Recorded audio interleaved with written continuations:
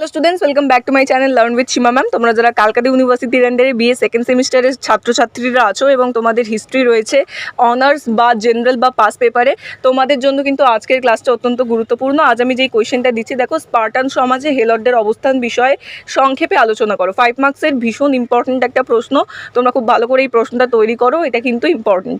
তোমরা যারা এখনও সাজেশন ভিডিও দেখোনি, তোমরা কিন্তু আমার চ্যানেলে ভিজিট করলে জেনারেল বা পাস পেপারের সাজেশন এবং অনার্স পেপারের সাজেশনগুলো পেয়ে যাবে, যেগুলো তোমাদেরকে পড়তেই হবে এইবারের পরীক্ষার জন্য।